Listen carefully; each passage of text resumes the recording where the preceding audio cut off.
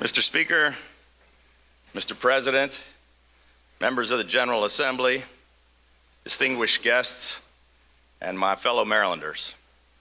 3 years ago, when I first had the honor of standing before this assembly to report on the state of our state, Maryland was at a critical turning point.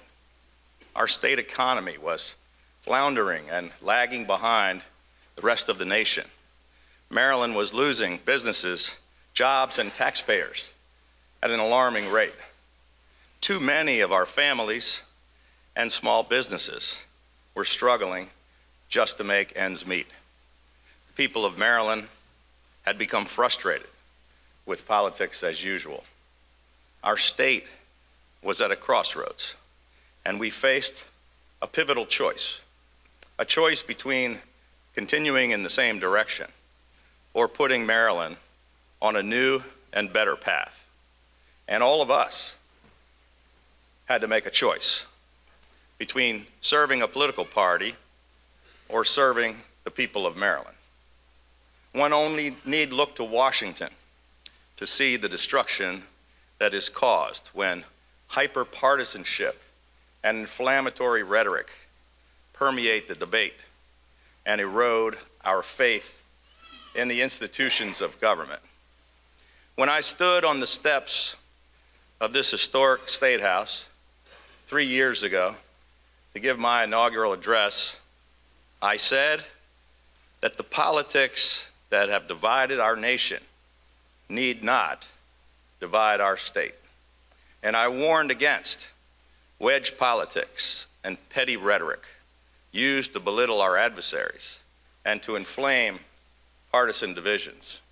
I reminded Marylanders that our state was better than that. Our history proved that we were better. And for the last 3 years, we have been. We worked hard to usher in a new spirit of bipartisanship in Annapolis and to create an environment of trust and cooperation where the best ideas rise to the top based upon their merit, regardless of which side of the aisle they come from. Time and again, we have chosen to engage in thoughtful and civil debate. We have risen above the fray of partisan politics, and we have chosen to seek common sense bipartisan solutions to the serious problems that faced us. We are living up to the great potential and promise of our state.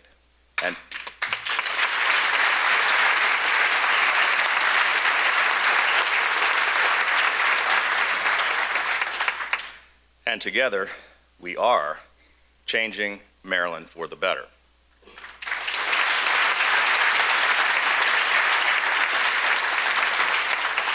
Because of that, I'm pleased to report that today, the state of our state is stronger than it has been in decades. We're forging an even stronger and brighter future for Maryland. Through internal struggle and outward chaos, we have not faltered. We have made progress with courage and with clarity of purpose, and our citizens are more pleased with the job that we are doing and the direction that we are heading than they have ever been before.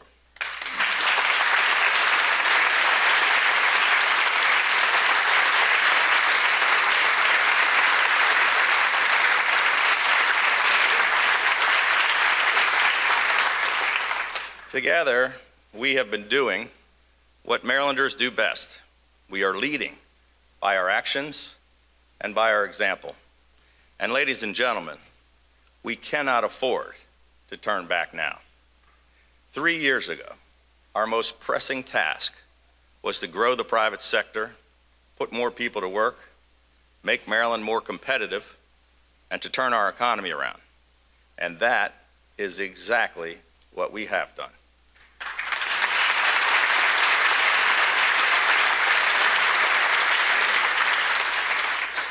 The day after I was sworn in, we submitted the first balanced budget in a decade, which eliminated nearly all of the $5.1 billion structural deficit which we inherited.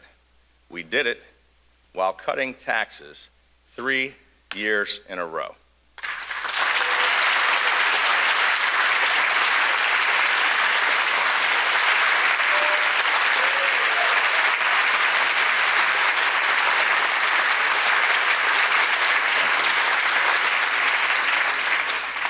And we've put all that money back into the pockets of hardworking Marylanders, retirees, and small businesses, and back into our growing economy, which has helped us create an incredible economic resurgence for our state. Businesses are now returning to and expanding in Maryland once again. We had the best year for business in Maryland in 15 years, the best year for job growth in a decade. We went from losing 100,000 jobs to gaining more than 110,000 jobs.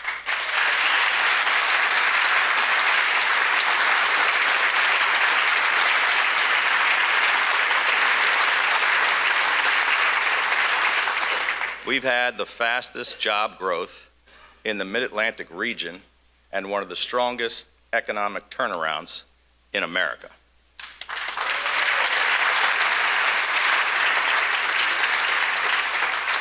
Maryland truly is open for business. We're fourth among all 50 states for entrepreneurial business growth. We have the second lowest percentage of people living below the poverty rate in the nation, and we have the highest median household income in America. On growing jobs and our state economy, Maryland is leading by action and by example, and we cannot afford to turn back now.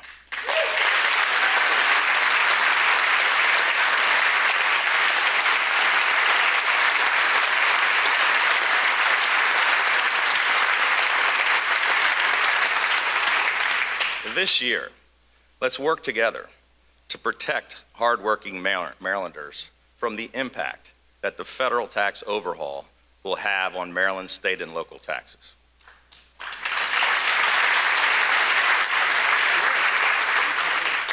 We may not be able to control what they do in Washington, but we certainly can come together in Annapolis to ensure that this money remains in the pockets of Maryland citizens where it belongs.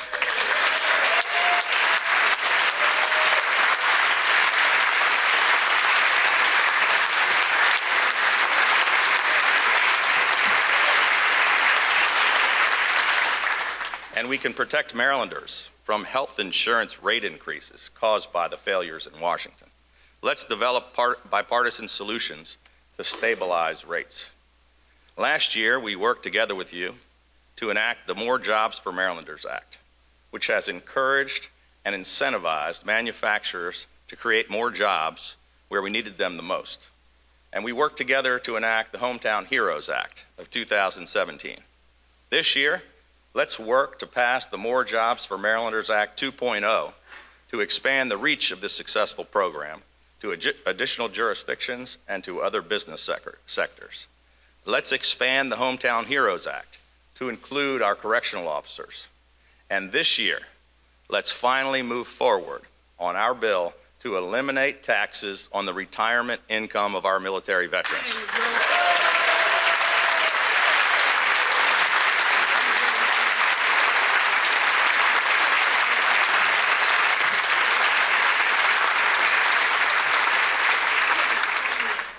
We agree on providing paid sick leave to more Marylanders. But let's put aside the politics and work together to fix this flawed legislation. Don't let a bad bill kill good small businesses and jobs. Pass our proposal to provide tax incentives for our small businesses to help offset the costs of providing these benefits to their employees.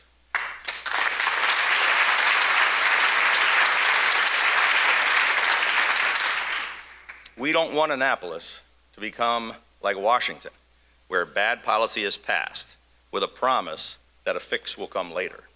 This issue is much too important, and the impact is too far-reaching for us to risk getting it wrong. For 3 straight years, we have delivered record investments in education. This year, let's continue that historic trend and do it for the 4th straight year.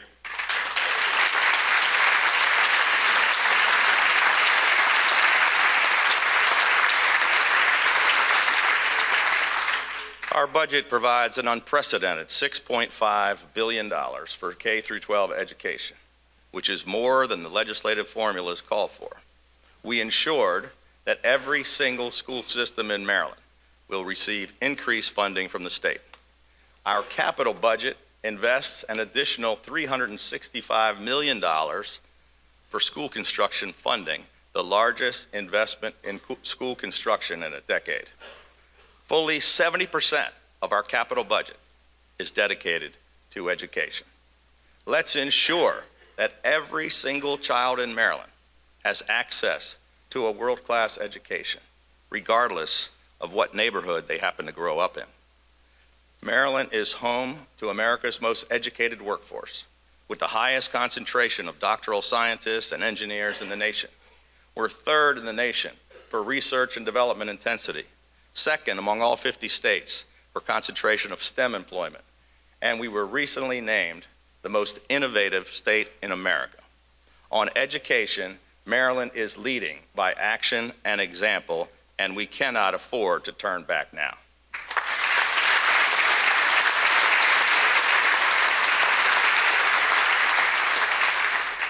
Let's work together to pass the Protect Our Students Act of 2018, because the status quo simply is not good enough for Maryland's children. Let's work together to make our schools more accountable by passing the Accountability in Education Act of 2018.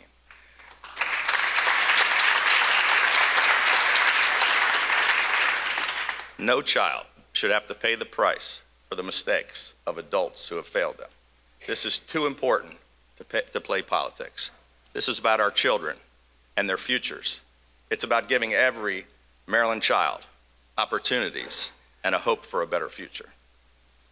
When it comes to rebuilding Maryland's transportation infrastructure, we're moving forward with nearly all of the highest priority transportation projects in every single jurisdiction all across Maryland.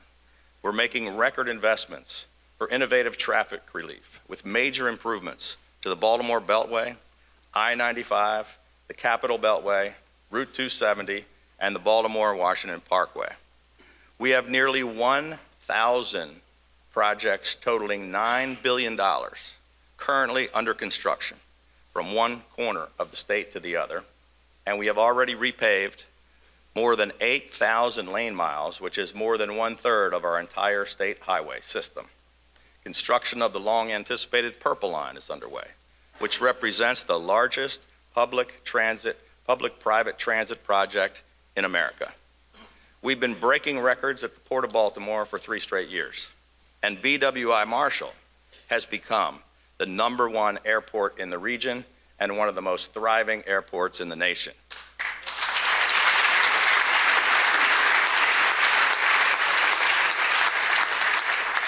On transportation infrastructure, Maryland is leading by action and by example, and we cannot afford to turn back now.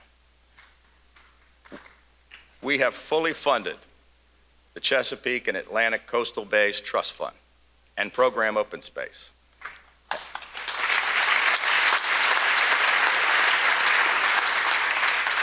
We brought all the stakeholders together and hammered out a compromised phosphorus management solution that is one of the most significant initiatives to clean up the Bay in a generation. As chairman of the 6-state Chesapeake Executive Council, I've been leading the fight to protect and restore federal funding for the Bay.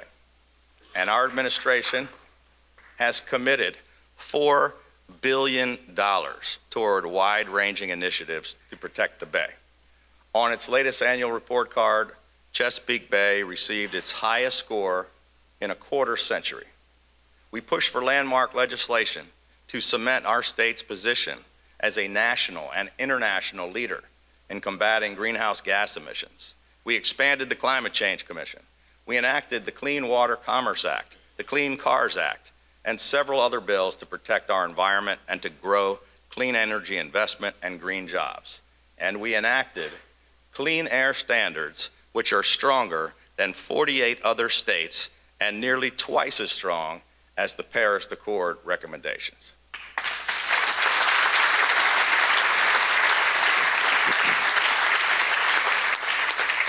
When it comes to safeguarding our environment, Maryland is leading by action and by example, and we cannot afford to turn back now.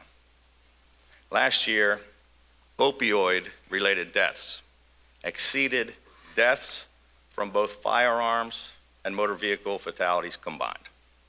Last March, we became the first state in the nation to declare a state of emergency in response to this crisis.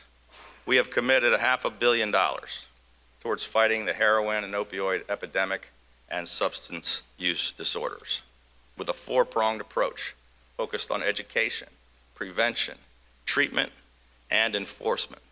And yet this problem is continuing to destroy lives and tear apart families and communities in our state and all across America.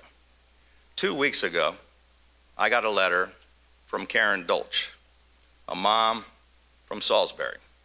She wrote about her son, Chad, a 4-year veteran of the United States Army, who served a 15-month tour in Iraq. When Chad returned home, he struggled with PTSD and addiction. He went through some difficult times. But then, Karen says, he got clean and he was turning his life around. I had the opportunity to meet Chad when I spoke at his graduation from welding school. Karen sent me a picture from that day of the three of us, and I have it here with me today. In her letter, Karen wrote that on December 17th, Chad tragically died at the age of 29 after overdosing on heroin that was mixed with morphine and fentanyl. Chad's mom, Karen, and his family are here with us today, and I wanted to recognize them. Karen, Chad's family.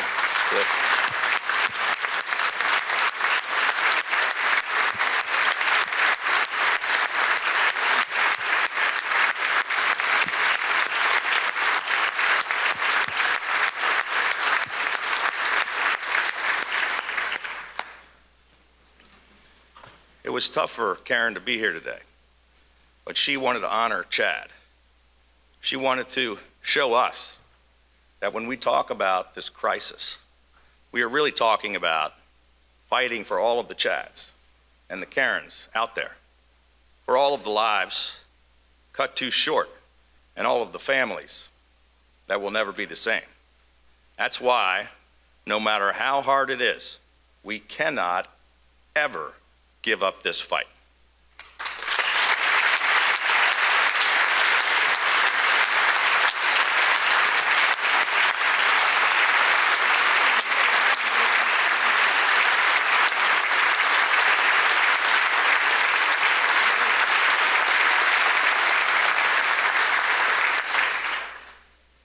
We enacted tough anti-gang legislation, including a new Maryland RICO statute. We formed a new Maryland Criminal Intelligence Network to assist police and prosecutors in going after and taking down the people who are responsible for so much of the violence in our state. This year, let's crack down on those violent criminals who use guns to commit crimes by passing tougher minimum sentences.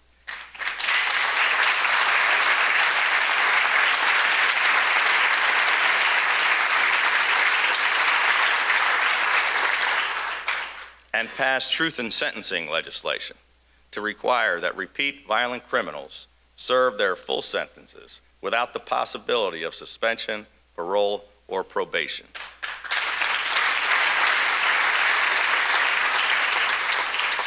Let's strengthen Maryland's gang statutes and RICO laws to help take down these drug-dealing criminal gang enterprises.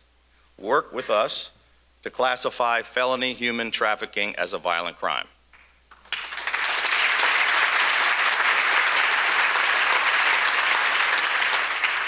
And to finally pass the Repeat Sexual Predator Prevention Act.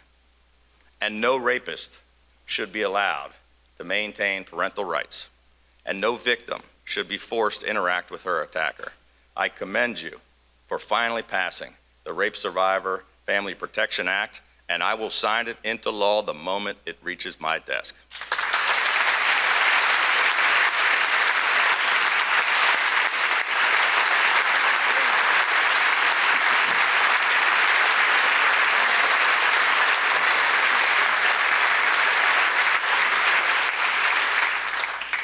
This year passed the Legislative Transparency Act of 2018 so that Maryland can join the 43 other states across America that require legislative deliberations to be live streamed to the public, and help us put the issue of term limits on the ballot this year for the people of Maryland to decide this issue for themselves in November.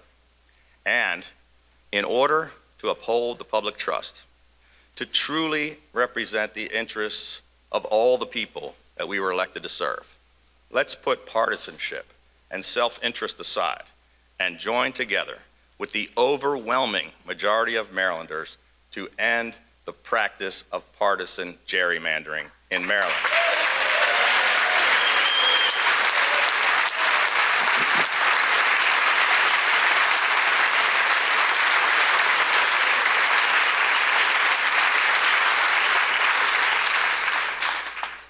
Instead of becoming more like Washington, let's send a message to Washington by putting the politics aside and coming together for all Marylanders. On that snowy day 3 years ago, just after I took the oath of office, I said to those who would drive us to the extremes of either party, let me remind you that Maryland has always been a state of middle temperament. I asked that we seek that middle ground where we can all stand together. And ladies and gentlemen, over the past 3 years, we have. Together, we have put Maryland on a new and better path, and we cannot afford to turn back now.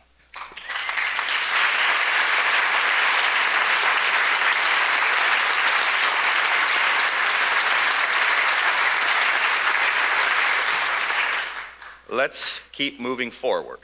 Let's continue changing Maryland for the better. Thank you.